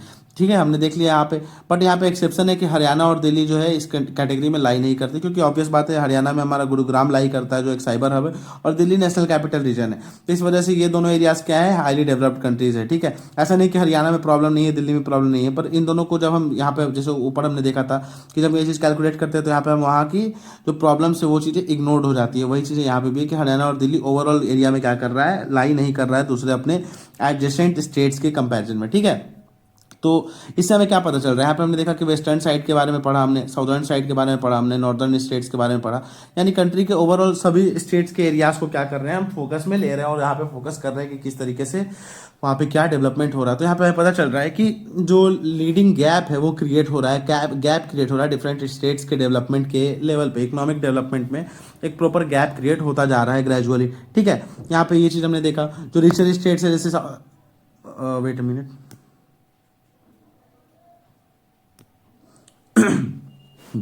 तो जो रिचर स्टेट्स है जैसे साउथ इंडियन स्टेट्स है वहाँ पे ज़्यादा अच्छी डेवलपमेंट हो रही है, वो ज़्यादा कंट्रीब्यूट करते हैं। पर क्या हो रहा है, जब स्टेट से शेयर आता है तो वहाँ वो ज़्यादा डेवलप्ड है, यानी वहाँ पे पॉपुलेशन कम है वहाँ लोगों की। ठीक है, क्योंकि पॉपुलेशन किसी स्टेट्स में ज़्यादा, किसी एरिया में ज़्यादा है जहाँ पे एजुकेशन क्या है, लेस है। तो यहाँ पे हमेशा साउदर्न स्टेट जो या फिर मोर डेवलप्ड स्टेट्स है उनका कहना होता है कि हमने क्या किया, डेवलप किया, डेवलपमेंट पे ध्यान दिया, हमने पॉपुलेशन कंट्रोल किया, और इस वजह से क्या है कि जो स्टेट से सेंटर से जो शेयर आता है वो लेस आता है, इकोनॉमिक शेयर, फाइनेंशियल जो शेयर आता है इन स्टेट्स को ये कम आता है। यहाँ पे हमेशा इनका कंसर्न रहता है कि ठीक है हमने इस चीज़ में कंट्रीब्यूट किया, ज़्यादा कंट्रीब्यूट किया है अपने नेशनल लेवल पे अदर स्टेट्स के कंपेरिजन में, बट हमें अपने स्टेट सेंटर की तरफ से शेयर थोड़ा कम मिलता है, तो इनका एक कंसर्न रहता है। इसकी वजह से क्या हो रहा है, फेडरलिज्म पे एक असर पड़ रहा है और फेडरलिज्म वीक हो रहा है, सेंटर और स्टेट के बीच के रिलेशंस क्या हो रहे हैं, एक प्रॉपर टर्मोइल की ओर क्या कर रहे हैं, मूव कर रहे हैं। तो ये चीज़ हमने यहाँ पे देखी। फिर स्टेट बताता है कि जब 1991 में लिबरलाइजेशन हुआ था, एलपीजी रिफॉर्म्स हमारे कंट्री में आई थी। ठीक है, ये कंट्री में रिफॉर्म्स आए थे एलपीजी रिफॉर्म्स, तो उसके बाद से क्या हुआ, साउदर्न स्टेट्स क्या हो गए, अच्छे परफॉर्म करने लगे, वहाँ पे अच्छी डेवलपमेंट होने लगी। उन्होंने उस अपॉर्चुनिटी को अच्छी तरीके से ग्रैब किया और वहाँ पे उन्होंने डेवलपमेंट पे फोकस किया compare to northern states and eastern states. ठीक है, फिर बताया जा रहा है कि जो कोस्टल एरियाज में स्टेट्स है जैसे उड़ीसा हो गया, ठीक है, और अदर कोस्टल स्टेट्स तमिलनाडु हो गए, महाराष्ट्र और अपना गुजरात, ये सारे रीजन जो भी है कोस्टल स्टेट्स जो हैं हमारे 9 कोस्टल स्टेट्स हैं, तो वो क्या, वो भी अच्छा कंपेयर टू अदर स्टेट्स वो भी अच्छा परफॉर्म कर रहे हैं। क्यों, तो आज सबसे बड़ा रीजन वहाँ पे ट्रेड अच्छा है, ट्रेड एंड कॉमर्स की एक्टिविटी, ट्रेड एंड कॉमर्स वाली एक्टिविटीज़ क्या अच्छे लेवल पे वहाँ पे परफॉर्म हो रही है, इसकी वजह से वो लोग अच्छा परफॉर्म कर पा रहे हैं। ठीक है, यहाँ पे सबसे बड़ा आउटपुट क्या है, इन्वेस्टमेंट। यहाँ पे इन्वेस्टमेंट अच्छा होता है क्योंकि एक अच्छा यहाँ पे एक नियर मार्केट अवेलेबल है, रॉ मटेरियल्स अवेलेबल है, और क्या एक्सपोर्ट करने के लिए, इंपोर्ट करने के लिए नियर वेज में क्या है, वाटर वेज है यहाँ पे जो चीपर एक सोर्स होता है ट्रांसपोर्टेशन का। तो इस वजह से क्या है, हमारे जो कोस्टल स्टेट्स है वो भी अच्छे तरीके से क्या हो रहे हैं, डेवलप यहाँ पे हो रहे हैं कंपेयर टू अदर स्टेट जो लैंडलॉक्ड है, वहाँ पे क्या है, डेवलपमेंट अपॉर्चुनिटीज थोड़ी कम है। ठीक है, अब इन्वेस्टमेंट आता कहाँ से, तो सबसे पहला इन्वेस्टमेंट तो एक पब्लिक सेक्टर से आता है, पब्लिक के द्वारा आता है, और दूसरा प्राइवेट सेक्टर से आता है। इन दोनों सेक्टर यानी गवर्नमेंट की तरफ से इन्वेस्टमेंट हुआ किसी चीज़ में, और या फिर कोई प्राइवेट एंटिटी है जो क्या करेगी, इन्वेस्ट करेगी अपने प्रॉफिट के लिए। ठीक है, तो यहाँ पे सबसे पहला जो बेस होता है, पहले का मतलब किस चीज़ पे बेसिस रहता है, तो जो पब्लिक सेक्टर से जो हमारा इन्वेस्टमेंट आता है वो पॉलिसी डिसीजंस के ऊपर बेस्ड होता है कि गवर्नमेंट क्या करेगी, पहले एक पॉलिसी बनाएगी, उसके ऊपर डिसीजन होगा, कॉन्सेंसस इस्टेब्लिश होगा, उसके बाद वहाँ पे एक पर्टिकुलर चीज़ में इन्वेस्ट किया जाएगा। और ऑन द अदर हैंड जो प्राइवेट सेक्टर होता है उनका मेन मोटिव क्या होता है, प्रॉफिट मेकिंग। ठीक है, तो इस तरीके से क्या होता है, वहाँ पे इन्वेस्टमेंट होता है। ठीक, गवर्नमेंट क्या करती है, किसी बैकवर्ड एरिया में भी इन्वेस्ट करेगी ताकि उस एरिया को डेवलप किया जाए। जैसे आप एग्जांपल ले सकते हैं, प्रधानमंत्री वन धन योजना एक स्टार्ट किया था गवर्नमेंट ने, जहाँ पे वो ट्राइबल एरियाज में क्या करेंगे, प्रमोशन करेंगे वहाँ पे। ठीक है, प्रधानमंत्री गति शक्ति योजना है, यानी गवर्नमेंट क्या कर रही है, ट्रांसपोर्टेशन के सिस्टम को इन्वेस्टमेंट के लिए, इंफ्रास्ट्रक्चर को क्या कर रही है, इंप्रूव करने पर ध्यान दे रही है। जो ओवरऑल सारे एरियाज है वहाँ पे भी, जो लेस डेवलप्ड एरियाज है वहाँ पे गवर्नमेंट का फोकस रहेगा, और जो मोर डेवलप्ड एरियाज है वहाँ पे तो रहेगा ही। ठीक है, यानी गवर्नमेंट प्रॉफिट से ज़्यादा वेलफेयर के ऊपर ध्यान देती है। जो पब्लिक सेक्टर है उसका मेन फोकस किस ओर रहता है, वेलफेयर ऑफ द स्टेट। ठीक है, ठीक, और वहीं पे प्राइवेट सेक्टर जो होता है उसका ये फोकस किस तरफ रहता है, प्रॉफिट की ओर। ठीक, तो पब्लिक सेक्टर में क्या होगा, गवर्नमेंट बैकवर्ड एरियाज में भी क्या करती है, इन्वेस्ट करेगी ताकि डेवलप हो सके वहाँ पे, या यहाँ पे उसका मेन फोकस प्रॉफिट नहीं रहता है। But on the other hand private sector क्या करता है, ऐसा नहीं करता। प्राइवेट सेक्टर क्या करती है, गवर्नमेंट जो है प्राइवेट सेक्टर को कंसेशन देती है, कुछ सब्सिडीज रिलैक्सेशन देती है, जिसकी वजह से क्या होता है, प्राइवेट सेक्टर्स क्या करते हैं, अपने इंडस्ट्रीज को, अपने जो भी उनके फर्म्स हैं उनको क्या करती है, इस्टेब्लिश करती है ऐसे एरियाज में जहाँ पे उनको ज़्यादा प्रॉफिट हो सके। ठीक है। लेस इनपुट में उनको क्या हो सके, ज़्यादा आउटपुट अचीव कर पाए, वो लेस इनपुट में मोर आउटपुट वो क्या कर पाए, अचीव कर पाए। मेन उनका फोकस यही होता है प्राइवेट सेक्टर का। हमने ये चीज़ देख लिया कि किस तरीके से कहाँ इन्वेस्टमेंट हो रहा है। प्राइवेट सेक्टर कहाँ जाएंगे, डेवलप एरियाज में जाएंगे जहाँ पे लार्ज मार्केट है, जिससे क्या होगा उनके प्रोडक्ट ज़्यादा सेल होंगे, ठीक है, डिमांड बढ़ेगी उनके प्रोडक्ट्स की और उनका प्रॉफिट क्या होगा, ज़्यादा अच्छे लेवल पे होगा, ठीक है। इसी वजह से अर्बन कॉन्ग्लोमरेट्स क्या हो रहा है, डेवलप हो रहे हैं। अर्बन कॉन्ग्लोमरेट्स का मतलब क्या है, तो कॉन्ग्लोमरेट एक टर्म है, जैसे एक पर्टिकुलर क्या है एरिया है, सपोज ये एक हमारा एरिया है मुंबई, अब इसके चारों ओर क्या है, सिर्फ मुंबई इतना एरिया, तो यहाँ पे ही सिर्फ डेवलपमेंट नहीं होती, यहाँ इसके जो एडजेसेंट एरियाज जैसे नवी मुंबई हमारा हो गया, नासिक हो गया, और इस सारे एरियाज में भी क्या थोड़ा थोड़ा डेवलपमेंट होने लगते हैं, यानी कॉन्ग्लोमरेट्स यहाँ, यानी कि जो नियरेस्ट एरियाज हैं, टाउन्स है जो हमारे मेन टाउन के, उन सब में भी डेवलपमेंट होता है, यानी वहाँ पे भी कंपनीज इन्वेस्ट करती हैं। तो जैसे कॉन्ग्लोमरेट्स कौन कौन है, मुंबई हो गई, दिल्ली हो गई, चेन्नई, बेंगलुरु, हैदराबाद, ये सारे इन्वेस्टमेंट डेस्टिनेशन है, क्योंकि यहाँ पे क्या है, साइबर हब्स है, ठीक है, जहाँ पे देश दुनिया के लोग आके क्या करते हैं, काम करते हैं। यहाँ पे बड़ी बड़ी कंपनीज स्टैब्लिश हो रही है, यहाँ पे एक प्रॉपर वर्क कल्चर स्टैब्लिश हो रहा है, इनको चीप लेबर अवेलेबल है, ठीक है। यहाँ पे ट्रांसपोर्टेशन की फैसिलिटी इजिली अवेलेबल है, सभी चीज़ों की फैसिलिटी है। यहाँ पे एक महानगर की तरह, एक प्रॉपर सिटी की तरह ये एरिया डेवलप्ड है, यहाँ पे ओवरऑल सारी फैसिलिटीज़ ईजिली अवेलेबल है। तो यहाँ पे ये सारी कंट्रीज़ क्या करती है, इन्वेस्टमेंट करती हैं। जैसे दिल्ली के पास क्या हरियाणा में गुड़गांव डेवलप हुआ, गुरुग्राम डेवलप हुआ, और on the other side Noida और गुड़गांव किस चीज़ का एग्जांपल है, अर्बन एग्लोमरेट्स का, कॉन्ग्लोमरेट्स का ये एग्जांपल है। आप यहाँ पे देख सकते हैं, इससे क्या होता है, इन आसपास के एरियाज को बेनिफिट होती है। अब कोलकाता को नहीं प्रीफर किया जा रहा है किस चीज़ के लिए, प्रीफर्ड डेस्टिनेशन के लिए। तो कोस्टल एरिया जो उसको प्रीफर किया जाता है, क्योंकि वहाँ पे चीपर एक्सेस है एक्सटर्नल मार्केट्स का, एक्सपोर्ट के थ्रू, क्योंकि वो क्या कर सकते हैं, वाटरवेज के थ्रू क्या कर सकते हैं, ईजिली अपने प्रोडक्ट्स को फॉरेन मार्केट्स में क्या कर सकते हैं, एक्सपोर्ट कर सकते हैं। और चीप इंपोर्ट्स अवेलेबल है, क्योंकि वहाँ से डायरेक्ट इंपोर्ट करा के वो अपने कोस्टल एरियाज में कोई फैक्ट्री स्टैब्लिश हो रही है, तो यहाँ पे डायरेक्ट इंपोर्ट कराया और डायरेक्ट यहाँ पे मैन्युफैक्चरिंग हो गया। यहाँ से यहाँ जाने का ट्रांसपोर्टेशन कॉस्ट उनका रिड्यूस हो जाता है, जिससे क्या होता है, cheap labour and cheap input भी अवेलेबल उनके लिए हो जाता है।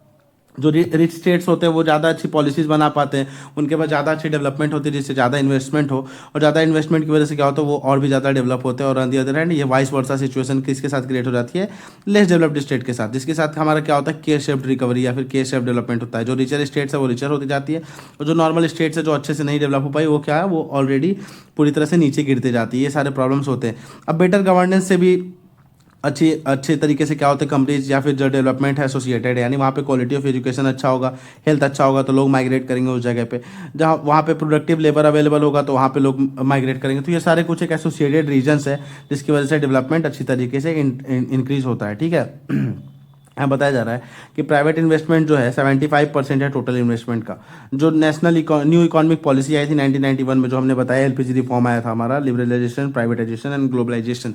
इस रिफॉर्म के बाद क्या हुआ कि पब्लिक सेक्टर का रोल जो है शिफ्ट हो गया मार्केट की ओर, मोर इन्वेस्टमेंट होने लगे कि कहाँ, रिचर स्टेट्स में, जहाँ पे प्रॉफिट हाइयर थे, और इसकी वजह से जो है लेस डेवलप्ड स्टेट्स जो है उनको इग्नोर किया जाने लगा, या फिर इग्नोर्ड वे में प्राइवेट कंपनीज जो है, एंटिटीज जो है, उसको थोड़ा उस चीज़ों को इग्नोर्ड वे में क्या करने लगे, वो लोग फोकस करने लगे इन चीज़ों पे। तो ये सारे प्रॉब्लम्स क्रिएट होने लगी, ठीक है।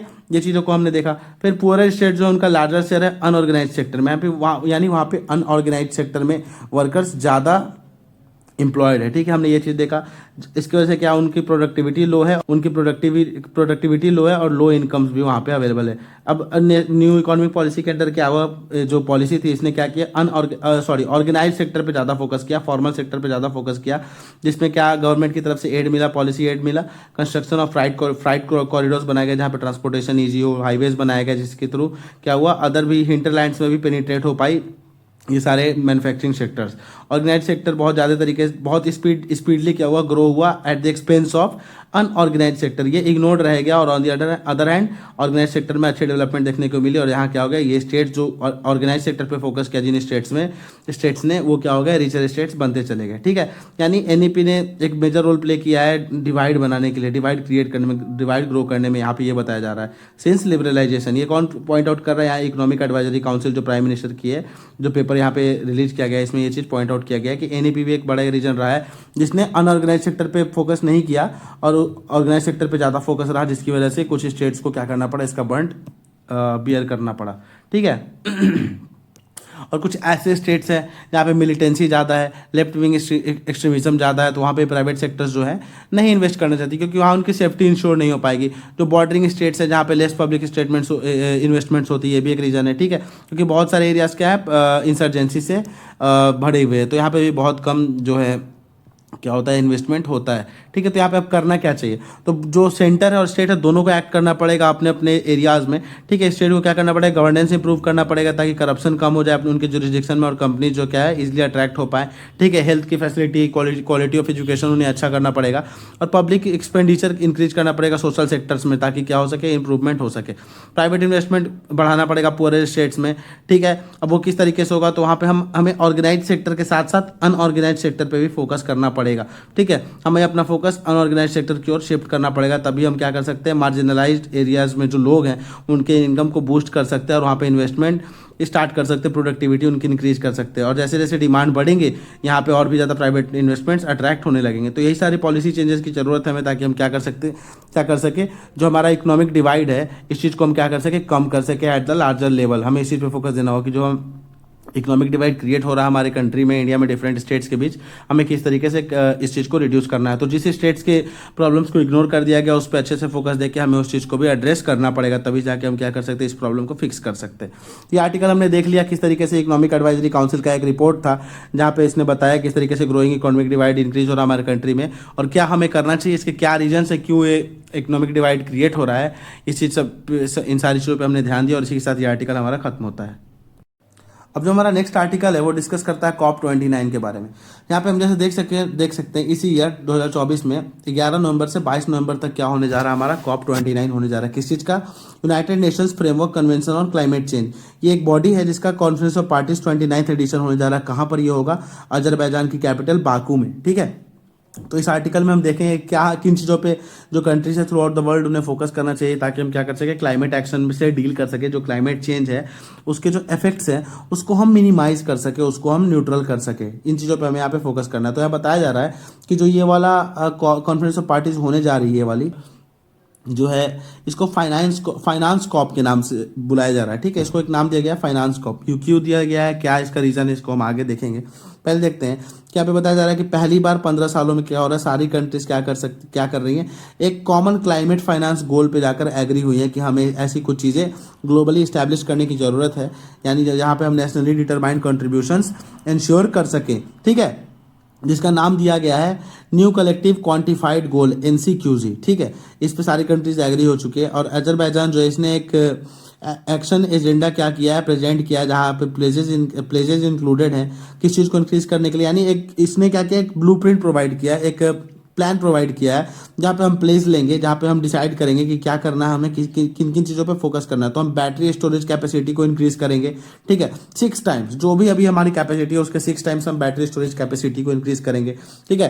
फिर जो इलेक्ट्रिसिटी नेटवर्क है हमारी उसको हम ड्रामेटिकली एक्सपैंड करेंगे, यानी रैपिडली और लार्जर लेवल पे क्या करेंगे, एक्सपैंड करेंगे। और जो हमारा मिथेन इमिशन है ऑर्गेनिक वेस्ट से, हम उसको क्या करेंगे, कट करेंगे, यानी मिथेन क्या करेंगे, हम कट करेंगे मिथेन का इमिशन, क्योंकि ये भी एक क्या है, ग्रीन हाउस गैस है जो बहुत ज़्यादा एनवायरमेंट में कंट्रीब्यूट करता है ग्रीन हाउस इफेक्ट को इंक्रीज करने के लिए। और ग्रीन हाउस इफेक्ट क्या है, इसके क्या ड्रॉबैक्स हैं, कौन कौन सी गैसेस को ग्रीन हाउस गैसेस कहते हैं और क्या इसके इम्प्लीकेशन है हमारे एनवायरनमेंट पे।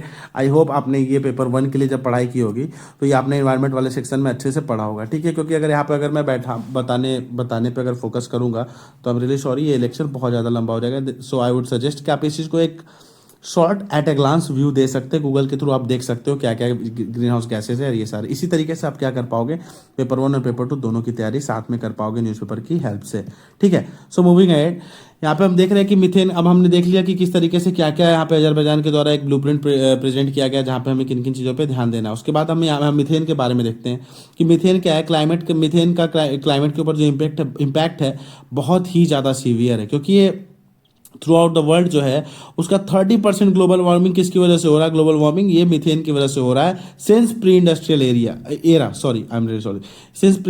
एरा।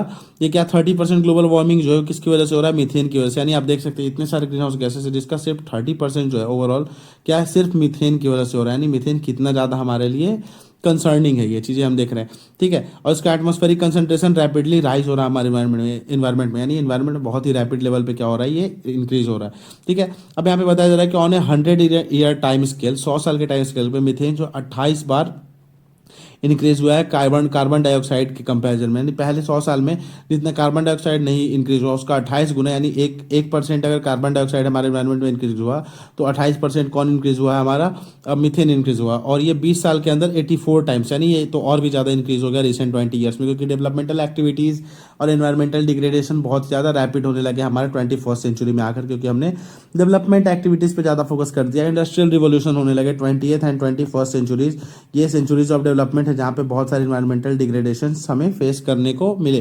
ठीक है, इसका मतलब ये है कि हमें क्या करना पड़ेगा, मीथेन को कट करना हमारा मेन गोल होना चाहिए, मोस्ट इफेक्टिव गोल। कि हमें सबसे पहले ये सोचना है कि हम किस तरीके से मीथेन को अपने एनवायरनमेंट से कट करना है, ताकि हम टेम्परेचर जो राइज हो रहा है, हमारे ग्लोबल टेम्परेचर राइज हो, उस चीज़ को हम क्या करें, स्लो डाउन कर पाएँ। वरना एक बहुत ही ज़्यादा हमें इसका जो क्या कह सकते हैं इम्प्लीकेशंस या कॉन्सिक्वेंसेज हमें बियर करने को मिलेंगे। ठीक है, अब यहाँ बताया जा रहा है कि कॉमन ग्राउंड्स क्या है, कि कुछ कंट्रीज है जिन्हें कॉमन ग्राउंड्स इस्टेब्लिश करने चाहिए ताकि क्या कर सके वो एक प्रॉपर कलेक्टेड रिस्पॉन्सिबिलिटीज़ को क्या कर सके, प्रमोट कर सके। यहाँ बताया जा रहा है कि जो यूनाइटेड स्टेट्स और चाइना है इनके बीच में बहुत ज़्यादा डिफरेंसेस है, उसके बाद भी इन्होंने एक कॉमन ग्राउंड पे एग्री किया है कि हमें नॉन CO2 जो ग्रीन हाउस गैसेज हैं जैसे मीथेन, उसको क्या करना है, उसके यूज़ को एड्रेस करना है, यानी हमें इसके कुछ अल्टरनेटिव ढूंढने हैं और इसके यूज़ को हमें रिड्यूस करना है, ताकि हम क्लाइमेट से, अपने इन्वायरमेंट से, एटमोसफेयर से मीथेन की कॉन्सेंट्रेशन को कम्प्लीटली रिड्यूस कर पाएँ। ठीक है, दो कंट्रीज़ के बारे में बताया जा रहा है कि UAE और जो हमारा इन दोनों कंट्रीज़ ने क्या किया था, UAE में जो COP28 हुआ था यहाँ पे इन्होंने एग्री किया था कि ये स्पॉन्सर करेंगे समिट को, जहाँ पे मीथेन और जो नॉन CO2 इमिशन है उस चीज़ को कर्टेल करने के लिए एक स्टेप लेंगे। यानी मीथेन के साथ साथ जो अदर CO2 के अलावा जो ग्रीन हाउस गैसेज हैं, क्योंकि CO2 के ऊपर तो हम सब ध्यान दे रहे हैं, कार्बन एमिशन हमें जीरो करना है, जीरो कार्बन एमिशन, पर इसके अलावा सिर्फ कार्बन एमिशन जीरो करने से ही हम इस चीज़ को एड्रेस नहीं कर पाएंगे, क्लाइमेट चेंज को, ग्रीन हाउस गैसेज को या फिर ग्लोबल वार्मिंग को। हमें अदर जो non CO2 green house gases है उन्हें भी तो कर्टेल करना पड़ेगा, उन्हें भी तो रिड्यूस करना पड़ेगा अपने इन्वायरमेंट से, तभी जाके हम क्या कर पाएंगे, ग्लोबल वार्मिंग को अच्छे लेवल पर क्या कर पाएंगे, रिड्यूस कर पाएंगे। तो हमें इस चीज़ पर भी फोकस देना है, यहाँ पर यह बताया जा रहा है। उसके बाद बताया जा रहा है कि लास्ट ईयर नवंबर 2023 में चाइना ने रिलीज किया था उसका फर्स्ट नेशनल प्लान, जहाँ पे वो मीथेन को क्या करेगा, कंट्रोल करेगा। यानी China also release it's first national plan for controlling methane emission को कंटेन करने के लिए, कंट्रोल करने के लिए चाइना ने एक नेशनल एक्शन प्लान क्या किया, ड्रॉ किया। उसके बाद इंडिया जो है वर्ल्ड की 3rd लार्जेस्ट कंट्री है एंथ्रोपोजेनिक मीथेन जहाँ से इमिशन होता है, चाइना और USA के बाद। यानी एट फर्स्ट USA इमिट करता है सबसे ज़्यादा मीथेन, उसके बाद सेकंड पे हमारा चाइना, एंड थर्ड पे कौन सी कंट्री, हमारा प्यारा भारत। ठीक है, इंडिया जो है सबसे ज़्यादा 3rd नंबर पे है जहाँ पे मीथेन का इमिशन होता है। यानी हमें भी इस चीज़ पे सोचने की बहुत ज़्यादा ज़रूरत है। तो इंडिया के पास एक अपॉर्चुनिटी है कि जब US चाइना इस चीज़ पे फोकस कर रहे हैं तो हमें भी पार्टनरशिप इंक्रीज करना चाहिए, जहाँ पे एक स्पेसिफिक सेक्टर में हम फाइनेंसिंग करें और कैपेसिटी बिल्डिंग को सपोर्ट करें। ठीक है, यहाँ बताया जा रहा है कि according to India 3rd biennial update report to the United Nations Framework Convention on Climate Change, the country emitted 409 tons of CO2 equivalent methane in 2016। ठीक है, जितना 409 मिलियन टन्स के इक्विवेलेंट मीथेन 2016 में हमने क्या किया है, इमिट किया। यानी एक बहुत बड़ा एक अमाउंट है। और ये कहाँ कहाँ इमिट हुआ, यहाँ बताया जा रहा है कि 74% एग्रीकल्चर अकाउंटिंग में, 14% वेस्ट में, 11% एनर्जी में, इंडस्ट्रियल सेक्टर में 1%। इस तरीके से जो हमने इस लेवल पे क्या किया, इतना कार्बन डाइऑक्साइड के इक्वल क्या किया, मीथेन इमिट किया है इन द ईयर 2016। यहाँ बताया जा रहा है कि मीथेन का बहुत ही ज़्यादा डेट्रीमेंटल इफेक्ट है, जो कि क्लाइमेट चेंज पे बहुत गंदा इंपैक्ट इसका पड़ता है। ठीक है, तो यहाँ पे हमें किस तरीके से क्या करना चाहिए, काम करना चाहिए, इसके बारे में डिस्कस किया गया, बहुत ज़्यादा इंपॉर्टेंट नहीं है। यहाँ पे हमें देखना है कि अब हमें करना क्या चाहिए, हमारा वे फॉरवर्ड क्या होना चाहिए। तो हमें वेस्ट मैनेजमेंट प्रोग्राम पे फोकस करना चाहिए। तो इंडियन गवर्नमेंट ने बहुत सारे स्ट्रॉन्ग रेगुलेटरी फ्रेमवर्क डेवलप किए हैं, डिज़ाइन किए हैं, जहाँ पे गवर्नमेंट का फोकस है वेस्ट मैनेजमेंट की ओर। ठीक है, but weak local capacity hampers implementation. But local level पे जो कैपेसिटी बिल्डिंग नहीं है हमारी, एक क्या कह सकते हैं, कन्विक्शन नहीं है लोकल लेवल पे जाकर, जो ये ऊपर सेंटर से अगर कोई प्लान फ्रेमवर्क क्या होता है सर्कुलेट हो रहा है ग्राउंड लेवल पे, तो वो ग्राउंड लेवल पे कितना इंप्लीमेंट हो रहा है, ये सबसे बड़ा क्वेश्चन मार्क रेस करता है। तो ये चीज़ों में क्या है, थोड़ी कैपेसिटी बिल्डिंग हमारी लेस है, जिसकी वजह से ये प्रॉपर लेवल से क्या नहीं हो पाया है, इम्प्लीमेंट नहीं हो पाया। वहीं पे मध्य प्रदेश का एक एग्जांपल है इंदौर का, जो कंट्री का one of the cleanest city है कंट्री की। अब बताया जा रहा है कि पूरे सिटी में, यहाँ पे मध्य प्रदेश के इंदौर में ये ऑर्गेनिक वेस्ट मैनेजमेंट को क्या किया गया, ज़्यादा ध्यान दिया गया। यहाँ पे बायोमीथेन प्लांट इस्टेब्लिश किया गया है, जो क्या करता है, मीथेन प्रोड्यूस करता है, जो इसका यूज़ हम करते हैं वहाँ के बसेज में फ्यूल की तरह। तो इस तरीके से हम मीथेन को क्या कर सकते हैं, यूज़ कर सकते हैं इको फ्रेंडली वे में। ठीक है, तो मीथेन के जो इम्पैक्ट उसको हम क्या कर पाएंगे, रिड्यूस कर पाएंगे ग्रेजुअली अपने इन्वायरमेंट से। उसके साथ साथ गवर्नमेंट क्या प्रमोट कर रही है, Govardhan scheme, galvanising organic bio agro resource धन, ठीक है, जहाँ पे हम क्या करेंगे, जो हमारा कैटल वेस्ट है उसको यूटिलाइज करेंगे एनर्जी प्रोड्यूस करने के लिए, गोबर गैस प्रोड्यूस करेंगे हम, ठीक है, जिसको हम बायोगैस कहते हैं। जो हमारे एनिमल का वेस्ट है उस चीज़ का यूज़ करके हम क्या करेंगे, गैस प्रोड्यूस करेंगे, जिसको एज अ फ्यूल, जो हमारा कुकिंग फ्यूल है, इन सब चीज़ों में हम यूज़ करेंगे बायोगैस का, ठीक है। ये किसका पार्ट है, ये जो हमारा गोवर्धन स्कीम है ये किस चीज़ का पार्ट है, जो स्वच्छ भारत मिशन अर्बन 2.0 प्रोग्राम है, इसका एक पार्ट है, जिसमें एक गोल ये भी था कि हम सॉलिड वेस्ट मैनेजमेंट पे फोकस कर रहे हैं, और यहाँ पे हम वेस्ट मैनेजमेंट के थ्रू क्या करें, मीथेन को हम यूटिलाइज कर रहे हैं instead of making it getting emitted into the environment and degrading the atmosphere through increasing the greenhouse gases concentration in the environment. At the end of the day ये क्या कर रहा है, इंक्रीज कर रहा है ग्लोबल वार्मिंग को हमारे, ठीक है। अब इसके साथ साथ जो हमारी सिटीज़ हैं इसको और भी ज़्यादा स्ट्रॉन्ग सपोर्ट चाहिए स्केल अप करने के लिए ऑर्गेनिक वेस्ट मैनेजमेंट स्कीम्स को, जो इनके प्रोसेसेस है ऑर्गेनिक वेस्ट मैनेजमेंट प्रोसेसेस है, यहाँ पे अदर सिविल सोसाइटीज़ और स्टेट का इंटरवेंशन चाहिए, सपोर्ट चाहिए, जिससे हम क्या कर सके और भी स्ट्रॉन्ग कैपेसिटी बिल्डिंग कर सके, और हम क्या कर सके यहाँ पर अपने फुल पोटेंशियल पे क्या कर सके, energy transition organic waste management कर सके, ठीक है। एग्रीकल्चर सेक्टर में जो गवर्नमेंट है इंप्लीमेंट कर रही है क्लाइमेट रेजिलेंट प्रैक्टिसेस को, प्रिसीजन फार्मिंग और भी अदर तरीके के फार्मिंग जो है, carbon farming, organic farming, I mean carbon sequestration method, ऐसे क्रॉप्स को ग्रो कराना जो कार्बन सिंक की तरह वर्क करे, ठीक है, ताकि हम ज़्यादा से ज़्यादा कार्बन एब्जॉर्ब कर पाए। लैंड यूज़ प्लानिंग, ये सारी चीज़ों पे फोकस कर रही है। National mission for sustainable agriculture government ने इंट्रोड्यूस किया, जहाँ पे सस्टेनेबल एग्रीकल्चर को हम प्रमोट करेंगे, जहाँ पे हम जो भी चीज़ें क्लाइमेट को, हमारे एटमॉस्फेयर को डिग्रेड कर रही है उसको हम बाइकआउट करेंगे। अब इसमें क्या क्या है, तो मीथेन रिडक्शन टेक्निक्स है, जैसे राइस कल्टिवेशन करना जो कंट्रीब्यूट करता है substantial emission reduction. Rice cultivation के थ्रू क्या होता है, इमिशन को रिड्यूस कर सकते हैं। नेशनल लाइव स्टॉक मिशन है, जहाँ पे हम ग्रीन फॉडर प्रोडक्शन को फोकस कर रहे हैं, silage making, chaff cutting and total mixed ration to reduce methane emission from livestock sector में जो हमारा मीथेन इमिशन होता था, वहाँ पे हम ग्रीन फॉडर को प्रमोट कर रहे हैं, जिससे क्या हो, मीथेन इमिशन हमारा रिड्यूस हो जाए। तो इस तरीके से हम क्या करें, वेस्ट मैनेजमेंट प्रोग्राम पे ध्यान दे रहे हैं। गोबर गैस स्कीम्स हो गए, अदर स्टेट्स में जो हमारे कुछ एक सिटीज़ है जहाँ पे हम मीथेन का यूज कर रहे हैं फ्यूल की तरह इन बसेस, और भी अदर एग्रीकल्चर सेक्टर है जहाँ पे सस्टेनेबल एग्रीकल्चर प्रमोट कर रहे हैं। लाइव स्टॉक मिशन है जहाँ पे हम ग्रीन फॉडर प्रमोट करते हैं। ये सारे स्टेप्स हम क्या कर रहे हैं, अपना रहे हैं, जिससे हम क्या कर पाए, मीथेन प्रोडक्शन में इसका एक बेनिफिशियल यूज कर पाए through using it as a fuel and instead of making it getting emitted into the atmosphere, ठीक है। तो ये सारी चीज़ों पे हमें ध्यान देना चाहिए, ये सारी मेन चीज़ें थी जिस पे हमें ध्यान देना है। यहाँ पे बताया जा रहा है उसके अलावा कि COP29 में हमें ये एजेंडा लेके चलना चाहिए कि जो अभी तक हम CO2 वाले को ज़्यादा, CO2 गैसेस पे ज़्यादा ध्यान दे रहे थे, ग्रीन हाउस गैसेस के लिए अभी तक के कॉप्स में, ठीक है। पर यहाँ पे बताया जा रहा है कि अब हमें जो नॉन CO2 गैसेज हैं, non CO2 green house gases हैं हमारे, हमें उस पर ही फोकस करना पड़ेगा, तभी जाके हम प्रॉपर वे में क्या कर पाएंगे, क्लाइमेट चेंज से डील कर पाएंगे। सिर्फ CO2 को रिड्यूस करके और कुछ नहीं होगा। यहाँ पे हमने मीथेन के बारे में देखा, तो मीथेन के क्या इम्पैक्ट्स हमें, हमने इस पर फोकस किया कि मीथेन को किस तरीके से हमें रीयूज़ करना है, या फिर मीथेन जो प्रोड्यूस हो रहा है हम उसको अपने लिए यूज़फुल वे में कैसे इसको इम्प्लीमेंट कर सकते हैं, और किस तरीके से मीथेन का इमिशन हम रोक सकते हैं। तो ये सारा आर्टिकल इसी के बारे में था। अब जब हमारा COP29 हो जाएगा तब हम इस चीज़ पर ध्यान देंगे कि वहाँ पे क्या क्या स्टेप्स लिए गए और क्या क्या आगे करना चाहिए। हम उसका क्रिटिकल एनालिसिस करेंगे जब ये चीज़ें हमारी कंप्लीट हो जाएंगी, उसके बाद हम इन चीज़ों पे फोकस करेंगे। अभी हम बस एक प्रेडिक्शन कर सकते हैं कि ये इन सारी चीज़ों पे हमें फोकस करना चाहिए आने वाले कॉप्स में, ठीक है। इसी के साथ ये आर्टिकल भी खत्म होता है। तो इसके साथ ये 3-4 जो कुछ एक लगभग आर्टिकल 4 से 5 आर्टिकल थे जो हमारे इस वीक के इंपॉर्टेंट थे, जिसको हमने क्या किया है, डिटेल में डिस्कस कर लिया है, ठीक है। तो हमारे साथ बने रहे। Thank you for being with me till the last. Thank you so much. Have a nice day, nice week. All the best for study. जय हिंद।